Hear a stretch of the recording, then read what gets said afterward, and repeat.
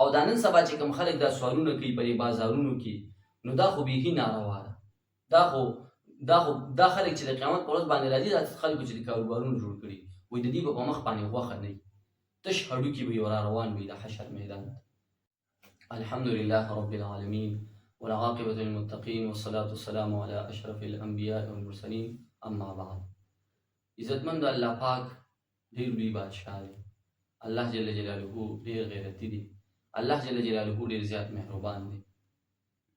حدیث مبارک کې راځي د الله ښکلی پیغمبر فرمایي تاسو ته چې کله څه حاجت پیښ شي نو تاسو د الله پاک نه غواړئ، ځکه مشکات شریف کې روایت دی وایي صحابو ته به چې د مالګې هم ضرورت شو هغوی به د الله پاک نه غوښتل، او که د بوټ یا پیزار وغیره تسمه به اوښتېده او هم د الله پاک نه غوښتل. او چې څوک غواړي چې زما د الله پاک سره زر تعلق جوړ شي نو دی چې سم غواړي دی د الله پاک نه غواړي. او بیا هم یو بنده یو وخت ډېر زیات ضرورت پیښ شو نو دی اول 2 رکعته ښکلي مزیدار اودس دې وکړي، بیا یې 2 رکعته نفل وکړي، رادي شي مسجد ته، او بیا دې د الله پاک بړۍ بیان کړي، بیا دې په رسول الله مبارک باندې درود پاک ووایي، او بیا اوږده دعا د حدیث مبارک وکړي لا اله الا الله الحلیم الکریم سبحان الله رب العرش العظیم. دا اوږده دعا ده بیا دې هغه ووایي، او بیا دې الله پاک ته ووایي چې ای الله زما دا ضرورت دی دا ته ماله پوره کړي. او د دې ضرورت دا نسبت چې دا یو بنده سره نو هغه بنده الله ته یاد کوي، الله دې پړې کوي چې ماده داسې زرانګي. نو دا حدیث مبارک کې راځي دا هم تعالی شو چې دا د الله نه وي.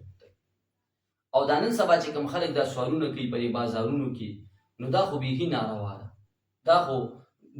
دا خلک چې د قیامت په ورځ باندې راځي، دا خلکو چې د کاروبارونو جوړ کړي وایي د دې به په مخ باندې غوښه نه وي، تش هډوکي به یې را روان وي د حشر میدان. څومره د خفګان خبره.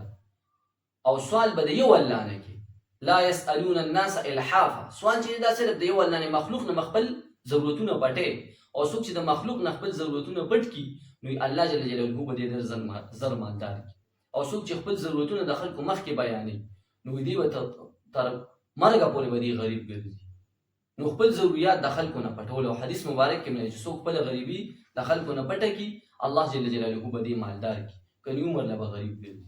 نو چې موږ تاسو دا سم غواړو د الله جل جلاله نه به غواړو، او د موږ په ذریعه سره به غواړو.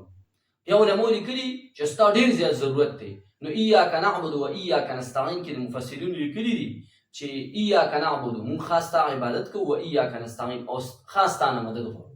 د دې په تفسیر کې علماء لیکلي دي بیا ته داسې کس نه وغواړه چې سخي، چې سخاوت والی، ځکه سخاوت دا د الله ډېر زیات خوښ دی. سخي سړی الله پاک بې حده خوښوي، خلکو ته نږدې، الله پاک ته نږدې، جنت ته نږدې، د جهنم نه لري، الله جل جلاله سره محبت کوي. نو الله جل جلاله په سوال باندې خفه کېږي. او زموږ تبلیغان حضرات هم یو 2 خبرې ډېرې ښکلې کوي، وایي سوال به نه کوو چې کوو د الله پاک نه به کوو، او تمه به نه ساتو چې ساتو نو د یو الله پاک نه به ساتو. نو د چا نه سوال کول، د چا نه تمه کول دا انسان بربادی، دا انسان خرابی. نو د یو الله پاک نه سوال کوو. نو الله جل جلاله قرآن کې حکم دی تاسو چې سم غواړئ ادعوني استجب لكم، زمانه وغواړئ زه به تاسو له درکوم، او په غوښتلو باندې الله جل جلاله خوشحالیږي.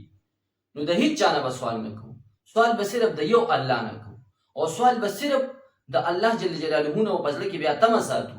او چې څوک د الله پاک نه سوال وکړي د هغې به بیا انتظار کوي، الله جل جلاله به د ضرورتونه ضرور پوره کوي، او د خزانو غیب نه به پوره کوي. نو په موږ تاسو باندې به حالات راځي، خو په حالاتو کې به موږ الله ته متوجه کیږو. حالات الله راولي، الله جوړ کړي، الله یې راولي او الله پاک یې واپس کوي. نو که موږ تاسو په خپلو حالاتو کې نن سبا چې دا کوم سنګین حالات دي، خو په دې کې موږ الله پاک ته متوجه شو، الله به زموږ دا ټولې پریشانۍ ختمې کړي. نو الله جل جلاله دې موږ تاسو د ځان نه غوښتونکي جوړ کړي. واخر دعوانا ان الحمد لله.